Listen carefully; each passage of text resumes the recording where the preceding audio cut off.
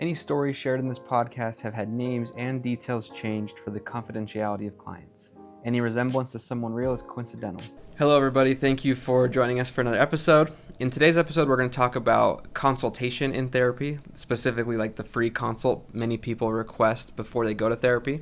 So a free consult is like typically a not a full session, and it's free, and it's anywhere from, 10 to 20 minutes, would you say? Yeah. And most practices, I think, offer these as options for people. The idea being, take a few minutes, see if you're a good fit for the therapist, or if they're a good fit for you, if you like them, whatever vibe you're looking for. But that's not a long period of time to get to know somebody. And so I think the direction we want to take this is like, how do you make the most out of that short period of time if you're looking for a therapist and you're interested in doing these consults?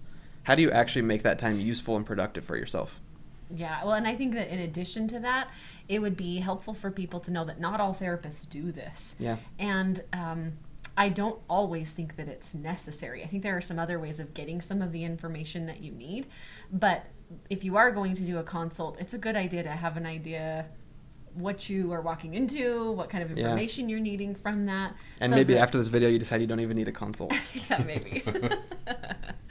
Right. So, okay, so to schedule a 15-minute consult, people usually just make a phone call to that therapist or send an email. I've had people try through email too.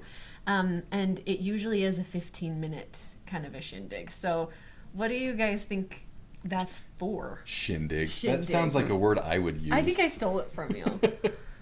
I think initially the one thing that I want to say early in this video is if the thing to remember about a consultation is that's what it is.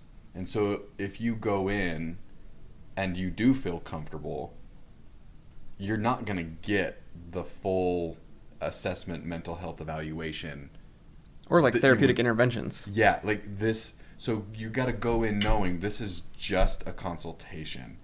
So if you do feel comfortable, keep in mind you're still going to get cut off after 15 minutes. And that's that, right? Like keep that in mind. That's a consultation. Right. This is not therapy. So I think this is one of the places where people get confused a lot is they think like, okay, I'm going to go in and in 15 minutes, I'm going to tell the therapist my whole life story. And so they're going to get to know me and I'm going to get a feel for them. I would actually say this is really not a good idea. This is not a good idea to go in. On either end. On either end, right? Because for one thing, you're not going to be able to tell somebody your whole life story in 15 minutes anyway. And you going in and getting emotionally raw with somebody that you're not even sure you're invested in, and you're not even sure if they're invested in you, I don't think it's a good plan. Mm-hmm.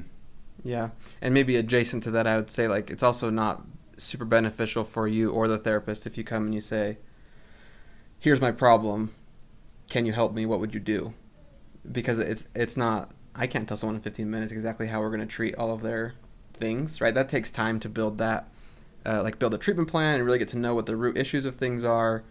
It's just unhelpful for you to do that, I think. Right, unless you have some pretty specific questions, but I think a lot of those questions could get answered by the therapist's website or their profile or whatever it is that they have out there online, because you can ask them, oh, hey, look, I have anxiety. How are you going to treat that?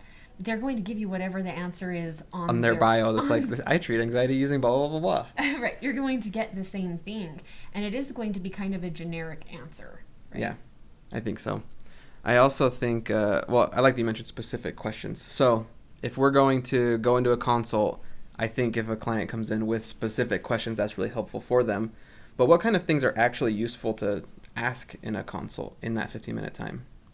So I do think it's useful to provide the therapist with a really short synopsis of what you're looking for, right? So, for example, here are 3 sentences that encompass the symptoms that I'm having or what I'm hoping to get out of therapy. Not a dive into your whole life story, but here's a short synopsis. I do think that it could be helpful to ask your therapist about their experience treating that. Sure. Do you have experience treating that? What do you usually do? Come and say, I'm dealing with XYZ and some relationship issues with my husband. Have you worked with this before? Have you had experience working with that? I think I'd be totally fine if someone asked me that in a consult. Yeah. What else? I hesitate a little bit because I'm trying to break this down in my mind of like, if I were a client seeking consultation, what should I ask and what should I look for? But then as the therapist, providing information on what the therapist needs too. One of the things that you mentioned to me probably years ago that I'd never really put a lot of thought into is that when I meet with someone for the first time, not a consult, but like an actual assessment, by the end of that assessment, I'm usually telling you what I think you're experiencing, so what mental health condition. I think about what diagnosis I would give you, and I usually tell you that because of billing purposes, right? And then I tell you what you can expect as far as treatment and how I would do that. We're going to use this model, or we're going to use this model. And I think all of those things are good to do in a consultation too, right? So from the therapist perspective, when you come in, I want that 3-sentence, hey, look, I'm having trouble at work. I recently got written up. I'm having a hard time getting out of bed. Like, I want the symptoms and I want the goal of what you want different so that I can tell you how I would approach this. Because then I think that helps you feel comfortable knowing what kind of therapist I am and what kind of treatment that I'm going to get. The argument that I'm having internally in my head is that what I want you to know as a therapist for a consult is probably totally irrelevant to you because you're coming in to find out if I feel like somebody you could work with. Am I too intense? Am I too goal-oriented? Or am I... Are your muscles too big? Are they intimidating? That is never the case. Or am I nice? Am I easy to talk to? Or do you know what I mean? And so I'm trying to like delineate those two things. And Right. maybe I just gave you a little bit of both on each side. Well, and I think right? that this makes a good point. We can give, and I think that, we have a handout that we can give people that tells them, here's some questions to ask somebody during a consult, right? This is what you should be asking a therapist. But the reality is most of that information you can get from their profile. What you really need to be doing in a consult, if you're going to do one, is seeing if the personality of the therapist is the right fit for you.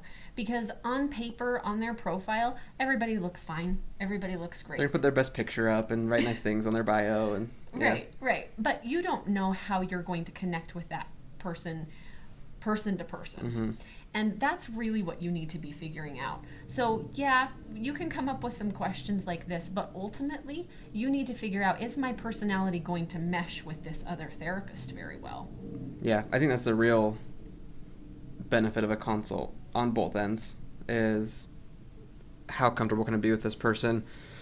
And even then, I think the caveat is like, if you're someone who's really anxious about any kind of social interaction, you might just have to give it a go anyways. Right. But for the most part, I think it is mostly beneficial just to sit down and see, is this person really like off-putting to me, or is it hard to talk to them, or something like that. Right.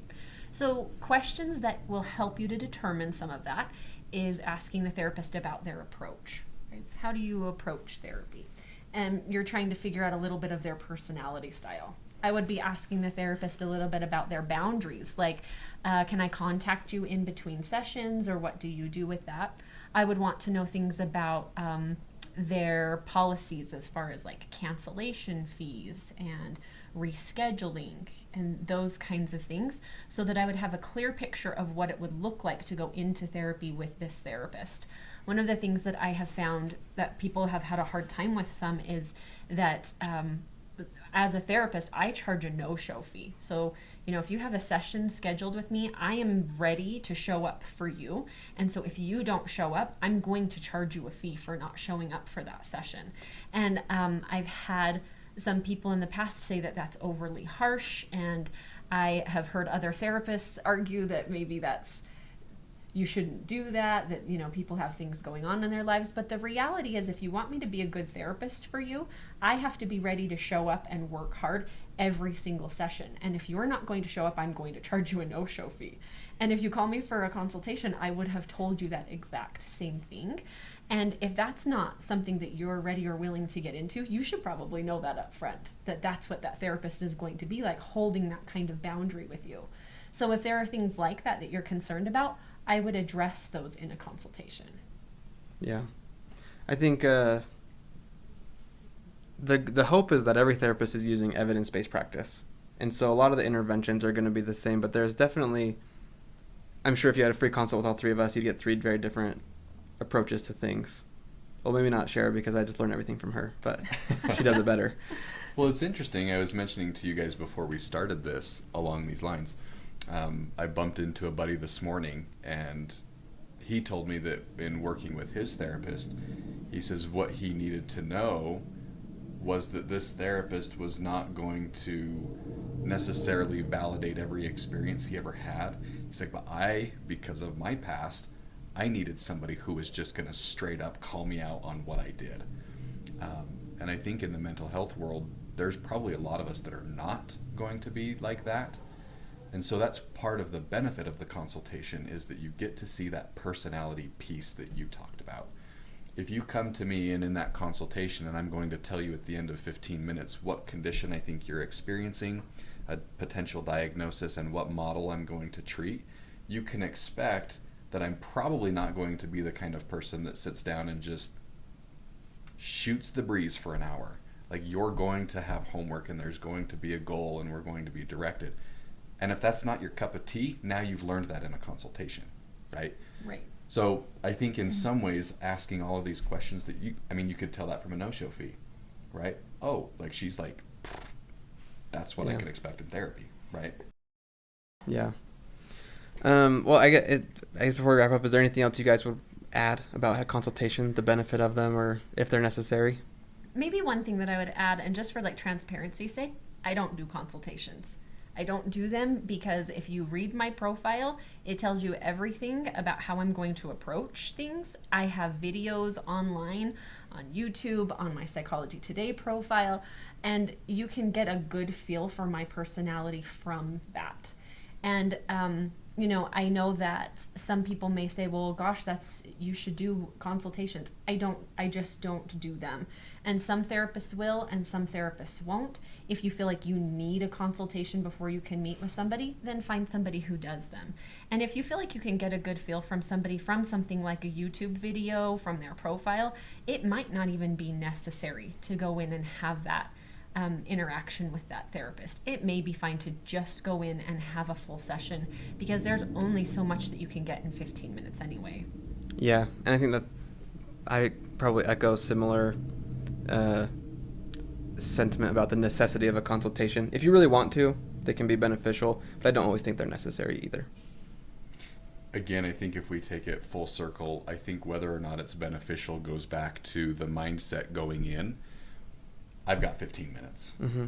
Can I determine personality in 15 minutes? If you feel like you need more than that, you probably ought to just schedule the session. Yeah. Right? But if you go in knowing I've got 15 minutes and then I'm going to be cut off, maybe it's worth the consultation. Sure. But I actually hadn't thought about what you talked about earlier. If you want to know who I am, I was going to say unfortunately, I'm on YouTube. You can find me on Psychology Today. Yeah, listen to me for 15 minutes and you'll get a feel of whether this is something that you think would be a good fit for you or not. Yeah, the likelihood of me being very different from what I present here is probably pretty slim, right? Which you could probably find all kinds of other therapists that way too. Sure. You know? Yeah, everyone's on social media these days, so. Not everyone's crazy enough like me to be on a YouTube channel, but they're somewhere. Somewhere, you'll find them. Well, thank you everybody for joining this episode. We appreciate the comments and the questions we get. If you have any, we'd love to talk to you. So leave them below. Like and subscribe if you enjoyed, and we'll see you on the next video. Thanks. Bye. If you enjoyed today's video, please like and subscribe. Thank you so much for watching. We've got other videos for you to check out and more exciting things coming soon. So thank you.